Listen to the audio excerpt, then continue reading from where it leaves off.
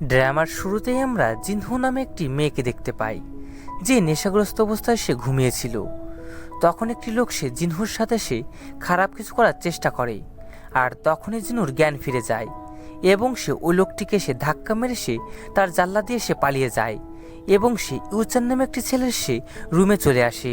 জিনহু সে যেহেতু অনেক নেশাগ্রস্ত অবস্থায় ছিল, তাই সে ইউচানের সাথে সে জোরপূর্বক সে তার সাথে ইন্টিমেট হয়। এর পরের দিন সকালে জিনহু সে যখন সজ্ঞানে আসে, তখন সে নিজেকে এমন অবস্থায় দেখে সে খুবই ঘাবড়ে যায়। তাই সে সেখান থেকে পালানোর চেষ্টা করে। তখন ইউচান সে তাকে বলে যে, গতকাল রাতে তুমি আমার সাথে যে মজাটা নিলে, এই মজাটার দাম কে দেবে এখন?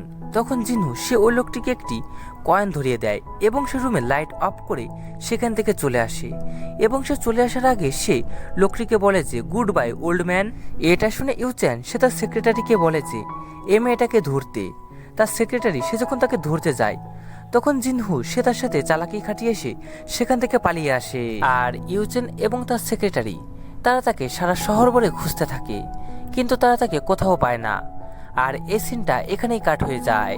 এরপরে আমরা 5 বছর পরের একটা সিন দেখতে পাই, যেখানে আমরা দেখতে পারি যে ইউচেন এবং তার সেক্রেটারি একটি হোটেলে বসে ড্রিঙ্ক করছিল।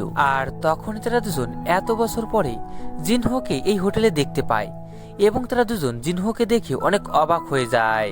এরপরে হোটেলে জিনুর সৎ বোনের সাথে জিনুর দেখা হয়। তখন জিনুর সৎ বোন তাকে বলে, তুমি এত বছর পরে তুমি আবারও তুমি এ শহরে ফিরে এসছো? তখন জিনু সে তাকে বলে, হ্যাঁ ফিরে এসছি, তাতে তোমার কি? এখানে আমরা বুঝতে পারি যে তাদের দুজনের মধ্যে সম্পর্ক একদমই ভালো না। এর পরের সিনে দেখা যায় যে ইউচেনের সেক্রেটারি ইউচেনকে সে বলে যে জিনহু সে এত বছর পরে সে বাড়িতে ফিরেছে বলে তার দিদা তার জন্য একটি পার্টি দিচ্ছে আজ। এরপরে আমরা জিনুর সৎ বোন এবং জিনুর সৎ মাকে দেখতে পাই। সেখানে জিনুর সৎ বোন তার মাকে বলে যে জিনহু সে এত বছর পরে সে ফিরে এসছে, আর আজ রাতের পার্টিতে হয়তো দিদা জিনহুকে আমাদের সমস্ত সম্পত্তি তাকে দিয়ে দেবে। তখন তার মা তাকে বলে, তুই এই সমস্ত কিছু নিয়ে ভাবিস না, আজ রাতের জন্য আমি অনেক ভালো কিছু প্ল্যান করে রেখেছি। এর পরের সিন আমরা দেখতে পারি যে জিনুর সৎ মা সে তার বয়ফ্রেন্ডের সাথে সে রুম ডেটে এসছে এবং সেখানে তার বয়ফ্রেন্ড তাকে বলে যে আজ রাতের পার্টিতে আমরা জিনুকে অনেক খারাপভাবে বদনাম করতে চলেছি, কারণ আমার কাছে একটি মেয়ের খারাপ ভিডিও আছে। আর সেই ভিডিওটার সাথে আমি জিনুর মুখটা এমনভাবে এডিট করে দেব যাতে সবাই ভাববে যে এটা জিনহু, আর সবাই তাকে অনেক অপমান করবে। এর পরের সিন আমরা পার্টির সিন দেখতে পাই। সেখানে দিদা সে সবার সামনে সে অ্যানাউন্স করে যে সে তার সমস্ত সম্পত্তি সে জিনুর নামে সে করে দেবে। আর তখনই দেওয়ালে একটি ভিডিও প্লে হয়, কিন্তু এটা জিনুর ভিডিও ছিল না, বরং তার সৎমা এবং তার বয়ফ্রেন্ডের ভিডিও ছিল। এই ভিডিওটা দেখে সবাই অনেক অবাক হয়ে যায় এবং তার সমস্ত কুকীর্তির কথা সবার সামনে চলে আসে। আর এই জিনিসটা দেখে জিনুর দিদা সে খুবই রেগে যায় এবং সে জিনুকে নিয়ে সেখান থেকে চলে আসে। এরপর আমরা দেখতে পারি যে জিনহু সে যখন আশ্রম থেকে বেরোয়, তখন ইউচান সে তাকে ডাক দেয়, কিন্তু এখানে জিনহু সে ইউচানকে চিনতে পারে না, কারণ সে 5 বছর আগে সে যখন ইউচানের সাথে সে যখন রোমান্স করেছিল, সেদিন রাতে সে খুবই নেশাগ্রস্ত অবস্থায় ছিল। তাই সেদিন রাতের সমস্ত কথা সে ভুলে গেছে এখন। ইউচেন সে জিনুকে বলে, তোমাকে আমার খুবই পছন্দ হয়েছে, তাই তোমাকে আমি বিয়ে করতে চাই। কিন্তু জিনহু সে তাকে বলে, কিন্তু আমার তোমাকে একদমই পছন্দ হয়নি, কারণ তোমার মতন এমন বুড়ো লোককে আমি কখনোই বিয়ে করতে চাই না। আমি একটা হ্যান্ডসাম সুদর্শন ছেলেকে বিয়ে করতে চাই। কিন্তু ইউচেন বলে, কিন্তু আমি তো তোমাকেই বিয়ে করতে চাই। তাই সে এরপর দিন সে জিনুর দিদার সাথে সে দেখা করে এবং সে তাকে বলে যে সে জিনুকে অনেক পছন্দ করে এবং সে তাকে বিয়ে করতে চায়। তখন জিনুর দিদা সে রাজি হয়ে যায়। এরপরে ইউচেন সে জিনুকে নিয়ে তার বাড়িতে চলে আসে, কিন্তু সেখানে জিনু সে ইউচেনকে বলে যে আমি তোমার মতন এমন একটা বুড়ো লোককে কখনোই বিয়ে করব না। তখন ইউচেন বলে, তুমি পৃথিবীর সব থেকে সুন্দর মেয়ে না, তবুও আমি তোমাকে বিয়ে করতে চাই, তাই তুমি এই ব্যাপারটা নিয়ে একটু ভেবে দেখো।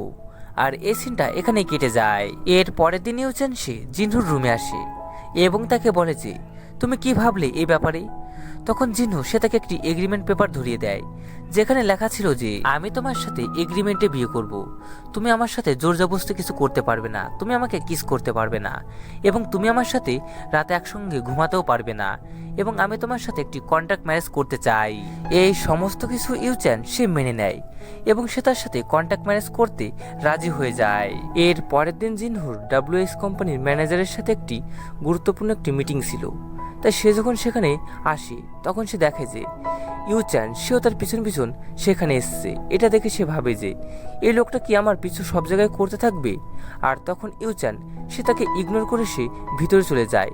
আর এটা দেখে সে খুবই অবাক হয়ে যায়। এরপরে জিনহু সে যখন ভিতরে আসে তখন ম্যানেজার সে ইউচ্যানের সাথে তার পরিচয় করিয়ে দেয় এবং সে জানতে পারে যে ইউচ্যান সে হচ্ছে এই কোম্পানির মালিক এবং এটা জেনে সে খুবই অবাক হয়ে যায়। এরপর তারা সবাই মিলে সেখানে তাদের কোম্পানির বিষয়ে একটা মিটিং করে।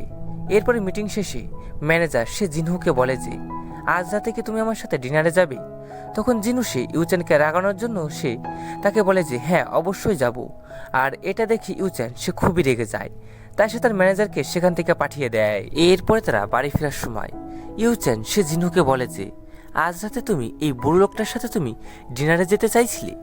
তখন জিনহু বলে কই, লোকটা তো এতটা বুড়ো না, লোকটা তোমার থেকে একটু বয়সে বেশি হবে। এটা শুনে ইউচ্যান সে খুবই রেগে যায় এবং সে তাকে বলে এর পরের দিন থেকে তুমি আমার কোম্পানিতে জয়েন করছো আমার পার্সোনাল অ্যাসিস্ট্যান্ট হিসেবে। আর এই বলে তারা দুজন সেখান থেকে চলে যায়। অন্যদিকে আমরা জিনু সৎমা এবং জিনু সৎ বোনকে দেখতে পাই। আর জিনু সৎমা সে সেদিনকার ঘটনার জন্য সে জিনুকে সে দোষী বলে সে মনে করতে থাকে। আর তখন তার মেয়ে তাকে বলে সব কিছুই ঠিক হয়ে যাবে, কিন্তু তার মা তার কোনো কথাই শোনে না এবং সে চায়ের মধ্যে সে বিষ মিশায় এবং সে সেই বিষ পান করে সেখানেই সে মারা যায়। আর এই খবরটা জিনহু সে যখন জানতে পারে তখন সে তাদের বাড়িতে চলে আসে, কিন্তু সেখানে তার সৎ বোন তাকে সব দোষ দেয় এবং তাকে বলে যে তোমার জন্যই আমার মা মারা গিয়েছে এবং সে তাকে অনেক ধরনের বেশি কথা বলতে থাকে। আর এই সমস্ত কথা শুনে জিনু সে খুবই কষ্ট পায়, তাই জিনুর দিদা জিনুর সৎ বোনকে জোরে একটা থাপ্পড় মারে এবং সে সেখান থেকে চলে যায়। এরপর জিনহু সে যখন বাইরে আসে তখন জিনুর সৎ বোন সে জিনুকে কিডন্যাপ করার চেষ্টা করে, কিন্তু তখনই সেখানে ইউচ্যানের লোক চলে আসে এবং তাদের হাত থেকে জিনুকে বাঁচিয়ে নেয় এবং জিনুকে বলে তুমি কি ঠিক আছো। তখন জিনু বলে হ্যাঁ আমি ঠিক আছি।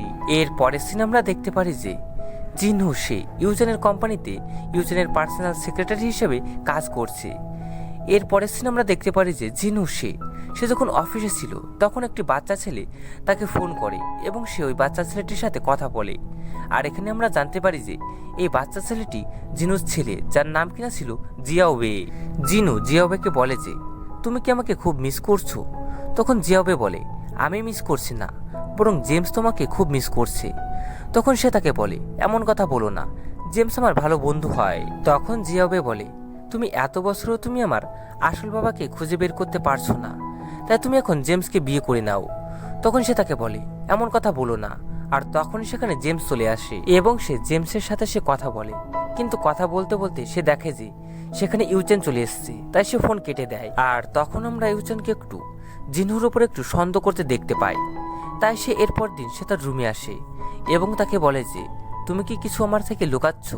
তখন জিনু তাকে বলে না হানি, আমি তোমার কাছ থেকে কিছু লুকাচ্ছি না।